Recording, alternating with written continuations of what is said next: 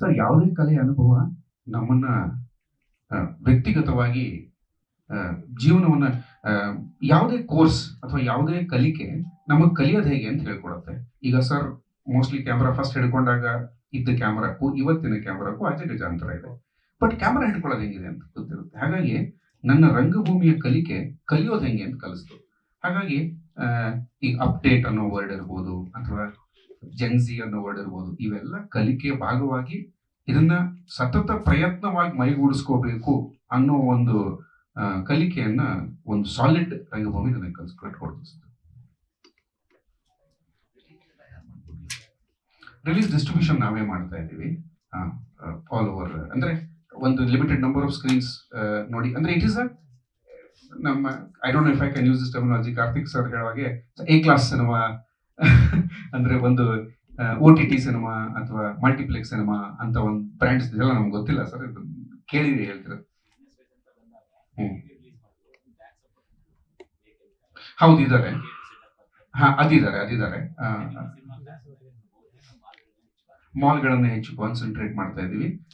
ಈಗ fan street ಅಂತ company ಅವರು ಬ್ಯಾಕಿಂಗ್ ಮಾಡ್ತಾ ಇದ್ದಾರೆ. ಆಮೇಲೆ ಪ್ರಭೀತ್ ಮೂವಿ ಅವರು ಬ್ಯಾಕಿಂಗ್ ಮಾಡ್ತಾ ಇದ್ದಾರೆ. ಸೊ ಹಾಗಾಗಿ ಆ ಒಂದು ಅರೇಂಜ್ಮೆಂಟ್ ಅಲ್ಲಿ ನಾವೇ ಡಿಸ್ಟ್ರಿಬ್ಯೂಟ್ ಮಾಡಿ ರಿಲೀಸ್ ಮಾಡೋದು ಸಿಗ್ತಾ ಇದೆ ಸರ್.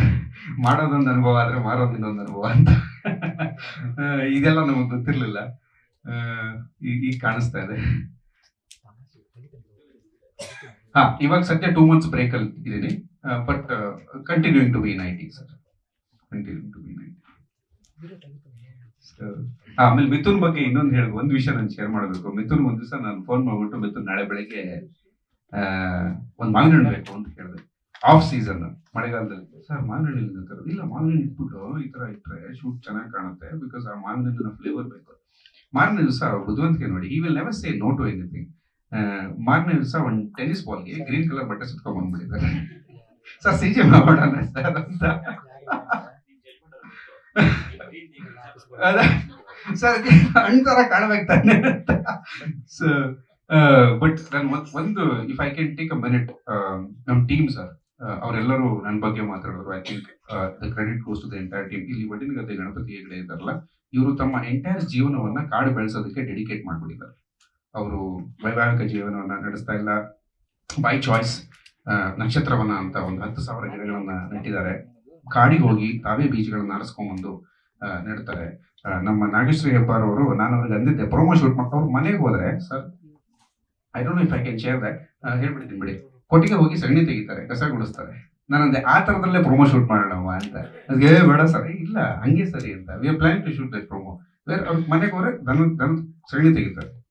ಆ ಥರದ ಅಂದ್ರೆ ನೀವು ಅವಾಗಲೇ ಕೇಳ್ತಲ್ಲ ಸರ್, ರಂಗಭೂಮಿ ನಮ್ಗೆ ಹೆಲ್ಪ್ ಮಾಡೋದಂದ್ರೆ ನಮಗೆ ವ್ಯಕ್ತಿಗತವಾಗಿ ಇವಾಲ್ವ್ ಆಗೋದಕ್ಕೆ ನಮ್ಗೆ ತುಂಬಾ ಸಹಾಯ ಮಾಡುತ್ತೆ. ಇನ್ನು ಇಂದಿರಾ ಮೇಡಮ್ ಅವರ ಪ್ರೊಡಕ್ಷನ್ ಸಪೋರ್ಟ್ ತುಂಬಾ ಹೆಲ್ಪ್ಫುಲ್ ಆಯ್ತು. ನೋ ಕ್ವೆಶನ್ಸ್ ಆಸ್ಟ್, ಓಕೆ ಎಷ್ಟು ಬೇಕು ಅದನ್ನೆಲ್ಲ ರಿಲೀಸ್ ಮಾಡುವಂಥದ್ದು.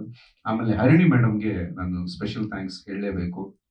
ಬಿಕಾಸ್ ಅವ್ರ ಕ್ಯಾರೆಕ್ಟರ್ ಸ್ವಲ್ಪ ನಮಗೆ ಬರೆಯೋರಿಗೆ ನಮ್ಮ ಕೂಸು ಚೆನ್ನಾಗಿದೆ, ನಾವೇನೋ ಡಿಫ್ರೆಂಟ್ ಆಗಿ ಬರ್ದಿದ್ದೀವಿ ಅಂತಾನೆ ಅನ್ಸುತ್ತೆ.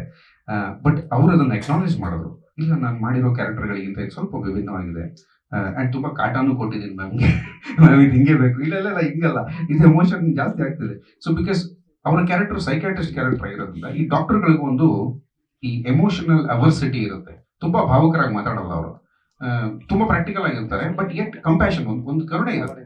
ಸೊ ಆ ತರದ್ದು ಒಂದು ಕ್ಯಾರೆಕ್ಟರ್ನ ತುಂಬಾ ನೀವು ಅಷ್ಟು ಸಪೋರ್ಟ್ ಮಾಡಿದ್ದಕ್ಕೆ thank you very much, thank you ತಡ್ಕೊಂಡಿದ್ದಕ್ಕೆ.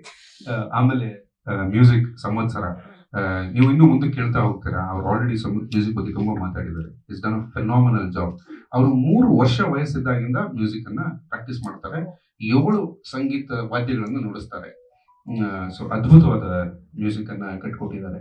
ಕೌಂಟಿನ್ಯೂ, thank you for your lyrics. And David, Jayanth, Pooja, Swaroop, you have done exceptionally well and thank you for bearing with me. I have tortured everybody literally because ನಾನು 3 ವರ್ಷ ಹಿಂದೆ script ಬರೆದಾಗಲೇ I had clarity.